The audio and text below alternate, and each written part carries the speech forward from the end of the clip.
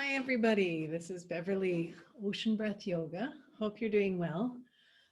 This is part of a series I figured might be worthwhile for many of you who might be deciding to do your yoga at home. Maybe you've never done yoga and you're thinking this is a great time to start.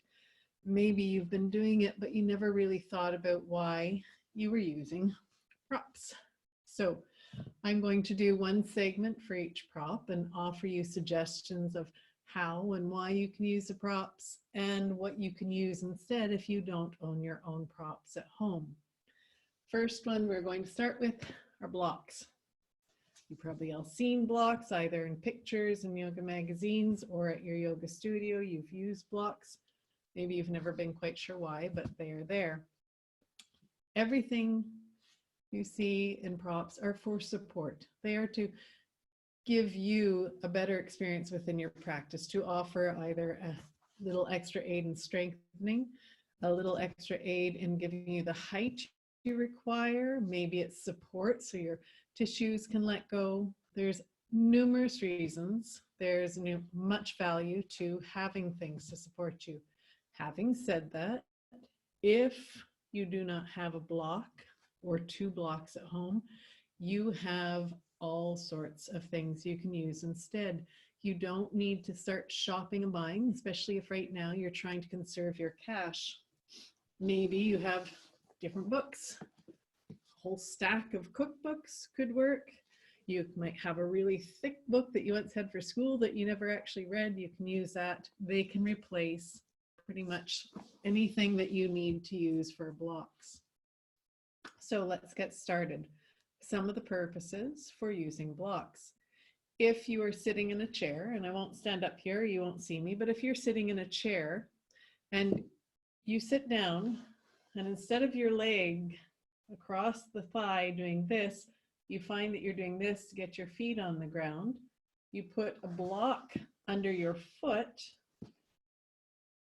and it just makes that bone longer. It literally is bringing the earth up until you have a position that works for your legs. So there's not so much strain on your hips, on your pelvis, on all the tissues that are supporting you. This is good, especially for those of you who have no option but to sit a lot right now. Maybe you are still working and it's one of those jobs where you are needed, but your job is keeping you at a desk. If you have to be there 12 or more hours a day, do this as a favor to your body. Support yourself so that you can keep going. The other thing bricks can be good for are putting under your legs. If you're tight and you're sitting and this is what your legs do, put some bricks under, support the legs. Oh, now they can relax so you're not feeling like you have to hold yourself up. If your legs are higher, bring the bricks up higher. If they're a bit lower, bring the bricks down lower. Support however you require it. Maybe you feel like you're rounding back, sitting on the ground is really hard no matter what you do. You can take that brick, place your bum on the brick. Boom, and now your legs can drop because your hips have a little more space. They're up higher than your knees. Once your hips are higher than your knees, there's a little more space for the legs to relax. You could put just one brick under you. You could put them side by side. And now you've got a much more balanced seat. Try them out. Don't just stop at one. Try so you know what really works for you. Again, you can use a pile of books if required. Another thing that bricks can be good for are for sitting like this. Maybe you don't like sitting cross-legged. There's something about it that won't work for you. You can take those bricks, you can place them underneath you, stack them one on top of the other, and there you go. You can sit on the bricks. Now there's not as much pressure on the knee. You sit here, you're much higher, your knee isn't bent as far. If you take the bricks out, all of a sudden there's a lot more pressure. There's a deeper bend in the knee, more pull. So work again where your body is at. Use one, use two, pile up some pillows underneath you. They can substitute for bricks. There are many more things. That's part of what you can use for the bottom of the body. If you've ever done bridge pose, you might find it a little difficult. If you've never done bridge pose, I will show you an example right now. Bridge pose, you are lying down on your back, and then you're going to lift the hips up. For some of you, this might be hard for the back. Maybe it's hard on the knees because you're not used to how to keep your legs yet. Maybe you just want to relax here a bit more and do a more yin-like version, a softer version. You could put one brick underneath your hips. You don't want the brick way up high where your low back is, because then your lumbar spine folds over the brick and it's really uncomfortable. You want to slide the brick down until it's under your sacral spine, the part of your spine that's fused together. That's where your tailbone is at. You can now let your hips down on the brick, and they can relax. They can let go, settle onto that space, and now you're in a supported bridge pose. If you feel quite open, you can stack two. Again, you want them under the sacral spine, not closer to your shoulders, down under that supported, fused part of the spine. And again, you settle in. And you can relax into this. Another wonderful use for bricks. Maybe you are looking to do something else. Maybe you want to start to work on doing push-ups. Push-ups are wonderful. It'll build a lot of core strength. But again, maybe you haven't done that yet. If you have not done that, this is a great time to start with support. You can take the brick, place it on its edge. Again, if you don't have that, maybe stack up some books, but put something a little bit softer on top of the books so you're not jamming into your rib cage. You want that part here along the line of the diaphragm. If you've ever done first aid, if you track your fingers, they go to that point at your sternum. That's the spot you're looking for, along there.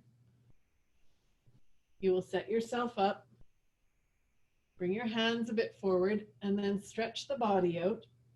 And you can come down part way, resting on the brick. From here, you push yourself back up.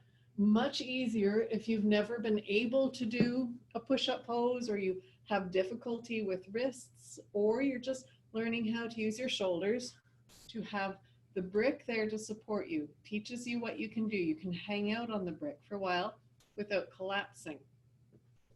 Again, just something you can use it for.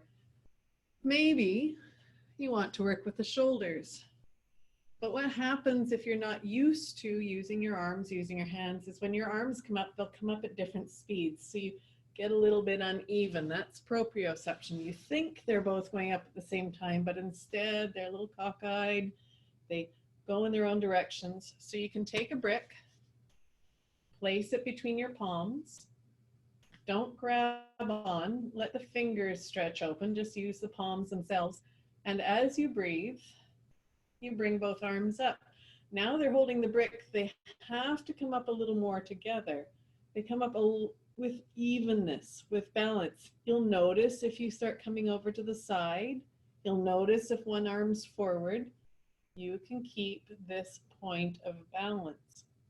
And you can simply work with this, and you'll find that you start to work the back muscles more than you thought you might by simply lifting a brick. You can practice in front of a mirror, but I would suggest, rather than a mirror, that you instead sit and feel it. If you don't use a mirror, you start to build more proprioception. You start to feel what your hands and your arms are doing. You feel when one is out of sync with the other. And you start to let the body work together, all the areas. So there's another purpose. You can also use a brick to support your back. again, or a stack of books. Here again, I would suggest putting something soft, a bit of a towel or something over books if you're using them. You could have a book standing on end or a bolster, and place the brick. You want to place it where your thoracic, your upper spine just starts to meet your lumbar spine. That's about the line for ladies of your breast strip, of your bra strap. For men, you know where the ladies' bra strap is, a lot of you, but you want to look for that space that's the back of your diaphragm, if that helps, down below your shoulder blades. You want the brick in there. Then you can lay down lengthwise on the brick and let your head hang, or rest your head on some support at any level as high as you would like your head to be supported. If you're coming up from here, use your core to bring you up stably or roll to your side. Be careful to come up. You could also put the brick sideways down below the level of your shoulder blade, down below that line of your shoulder blade. Same thing. This is where your lumbar will help you fold, and you can again find the support you require. And this is a nice way to start relaxing and breathing into your lungs, expanding the lungs, letting them go in and out. It's a wonderful practice. Lots more you can do, but I think that's a wonderful start for now. Take your bricks, take your books, take some support, and create a practice that works for you. Don't think it has to look like anything you ever saw in a yoga magazine or on those lovely videos of people who can just flow and bend. They have their own body type. You have yours. This is a time to actually do what you need for you. So support yourself however you need, so that you can get a practice that matters to you. You'll feel good throughout the day. And hopefully by the end of this, you'll have a practice that will guide you through the rest of your life. Namaste. I thank you so much for sharing time with me, and we'll see you soon.